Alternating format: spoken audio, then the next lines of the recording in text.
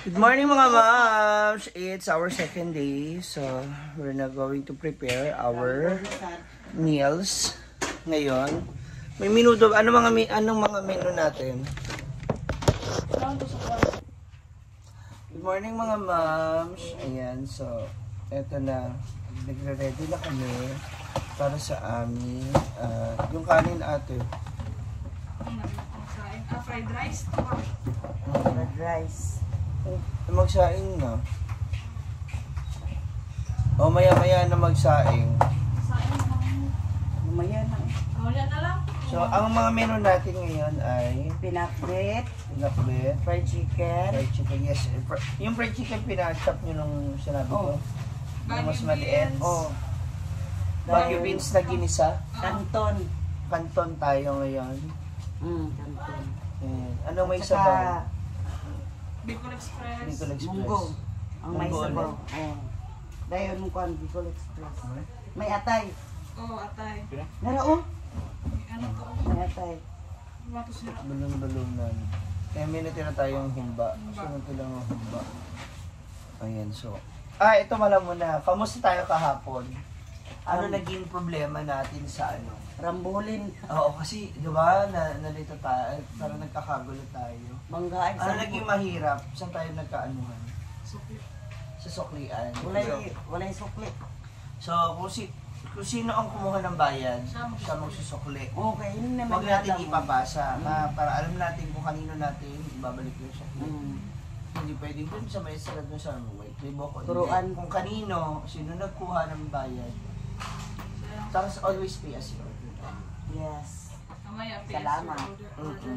Nakalimutan ko mag-note. Pero maglalagay na lang ako dyan yung ano. Bilang ko kapon doon, magsulit na lang ako pay as you order. Tapos, Mog yun. kamusta yung sales? Nakamagkano tayo?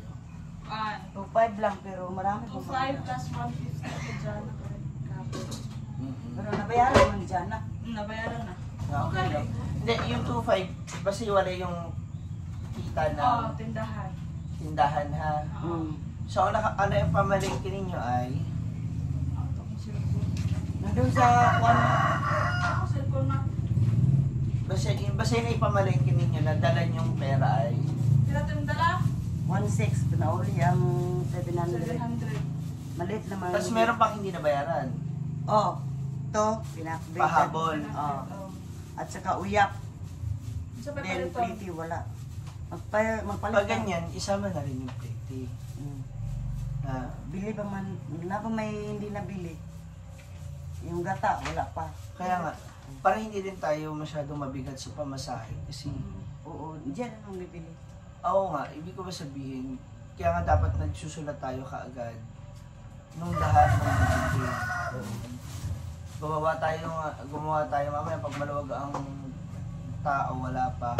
Magsulat tayo ng uniform bukas hanggang sa Friday. Akala ko siya pwede tayo mag-shipping sa Bukas, Friday, bukas. Thursday pa lang. Thursday na ngayon. So dahil lang sa kanila nung bumanggo tayo ulit ngayon. At saka fried chicken. Ubus yun ng nabilis ka ako. Bukas may free chicken ni mawalang free chicken. Oo nga. Gano'n kalaki yung cut ng chicken? Ganun pa rin? Oo, ganun. Pero pinili ko yung maliliit. Kasi may malalaki. Hindi naman pwede yan i-cut kung ikuan kasi maliit na. Hindi, depende kasi yan sa pag Tama naman yung 45 natin. Oo, pero yun nga, gaya nga ng sabi ko, nakakaawa kasi yung mga estudyante na gustong magmanok. Kaya Wala. walang budget. Bili na lang tayo ng hindi paa at saka puan. Wings. Yung Yun nga, dapat kahit hindi puro wings, hindi puro paa. Bili na lang ako ngayon kasi kahapon ba naawa ko sa isang estudyante, nalaman yung 45. Pinili niya yung itlog. Oo, kasi ganun din naman kami noon. I mean, nararanasan din namin namin minsan walang baon, tsaka walang makain. Pero pag ikaw yung nakakapag ka pala, nakakadulog ng puso. Pero sabi ko, dito ka na kumain. Pinipilit ko nga siya, dito ka na kumain. Para may ano ka. Hindi ko naman pwede sabihin na bigyan ko pa siya ng ibang ulam kasi may ibang tao, di ba? Oo. So, yun lang. Kaya sa mga estudyante out Naawa no, there, hindi makabili. oo, sa mga ibang estudyante out Gusto there, niya. pagigihan ang pag-aaral.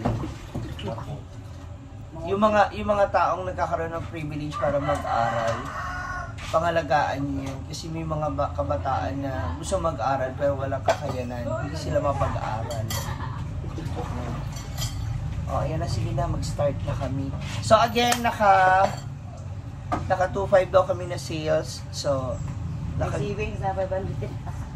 naitabi mo na yung savings. Nandiyan pa, kasama na sa 2.5. Ah, okay. Basta kailangan magkaroon tayo ng savings. No? Kasi automatic naman kung ano yung sales natin, mabibili natin yung kailangan natin paninday. Para na sa ganun, ma-short man ako, pampasahod ko sa inyo, meron akong paghihilaan, papagpupunan. O kasi may savings. Diba? Abangan niyo kami later. So, ayan na. Meron na kami natapos na 2 putahe ngayon. And we're ready to display na. Tapos, ay, asan pala yung ano? Binigay ni Bating. Ito. Yan. Nagdala si Bating sa akin ng mga... Ha? Oo, nagdala siya ng sibuyas at bawang. Alam mo, napakalaking tulong po nito talaga kasi tawag dito. Siyempre yung mga pampadagdag lasa ba, 'di ba, sa ating mga lutuin. Yan, para at least marami akong stocks. Thank you Batingting for this. Ayan. Magkano na kilo ngayon ng bawang at sibuyas?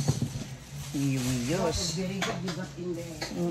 Yan, actually, yan yung pangako niya. Sabi niya, Ma, magbigyan kita ng pang-ano panakot. So, thank you so much, Patingting. So, ngayon nagluluto na si ate ng pakbet. Ayan. Nag-marinate lang kami ng aming chicken. As you can see. Ayan. At yung aming gagawing pang-minudo at humba. Mag-display na ako mga mams. See ya! Hi! Ano sa'yo? Munggos? Nasa hindi na isa rin ni ma'am. So meron tayong additional na paninda rito. Empanada ni Rhea Teleguera. So dito na yung ating mga ulam. We have fried chicken na napakamabenta nito kahapon. We have adobo. Breakfast. We have Bicol Express. Munggos. Pakbet. And pansit. At may bisita ako. Yes! Cook by Ate Vivian. Hindi ako naniniwala ng ganyan lang yung kanin mo, Marky. Tigil-tigilan mo ko. 4 baro na kanin. Gastos tayo. Charot. Wait, nakita ko ba oh? Guys, may free chili sauce. Gagawa rin ako ng suka na yung ginamit ko nung inihaw sa ano kasi mag-ihaw-ihaw dito. Paborito yan ng marami. Ayan, oh, diba? Hindi, gutom lang si Mark kaya ganyan. Hindi pa kami kagahan. Ah, kaya? Kaya nagutom Kaya pa. rinap na namin nagsulo kami sa iyo. Matry namin yung ulam. Si Rhea yung unang ano, sino nakakain dito sila ni Mark. Kasi naghatid po siya ng kanyang empanada. Ang tawag dyan, collaboration. Collaboration. Oh, wala akong puhunan pero at least meron ako kahit paano. Meron kang pato. Oo. Kahit konti lang. Binigay niya po sa akin ng ano, 5 piso. Ganyan po siya ka ano. Tapos binenta ko po ng 45 isa. Iba sa Oo, eh. may panada, mas iba tag 30 pesos. Oo. Depende sa... Dapat ganyan lang. Yung tama lang Kasi yung size. affordable lang kayo. Affordable. Correct. Hindi masyadong mahal. Kung naririnig niyo po ngayon yung boses, kasi meron po silang earthquake drill and fire drill. Pala sila. Oo. Drill pala sila. In fairness, ang rate ko ay napakasarap. As in, yes. Mag-sure? Alat na bonggong ginataan. Ito naman, perfect. Hindi masyadong Maalat. maalat. Sakto lang. Hindi din siya maalat. So, Ganun pa tayo. Isa. Kanin pala. isang kanin pa daw. Kaya pag hindi, isa pa raw kanin. Bongga. Makasubo tayo tayo. Sarapan ko na ito. Sa munggo. Masarap yung munggo. Kahapon isa rin sa mga naubos yan agad. Ang munggo. Kailangan siguro araw-araw. Huwag naman araw-araw munggo, kawawa naman yung may mga rayuma. Hindi naman yan sa kakain.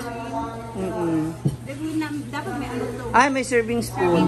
Kasi May free juice pa yan, ha? talaga? Oo nga, free juice yan. Pero hanggang bukas na lang yan. Hanggang bukas lang. Oo, kasi baka naman malugi na tayo. Kumbaga, syempre patikim ba? Oo, para sa ganun. Starting. Actually, hindi naman yung juice yung habol ko na matikman nila, yung mga ulam. Syempre. Yan na, that's all for now mga moms. Abangan nyo na later kung marami pang kakain. No? So after this, balik muna ako ulit sa farm to keep you updated regarding sa mga pangyayari doon sa farm. And of course, kasama pa rin ng mga SC. Once again, this is Mama G. Thank you so much for watching.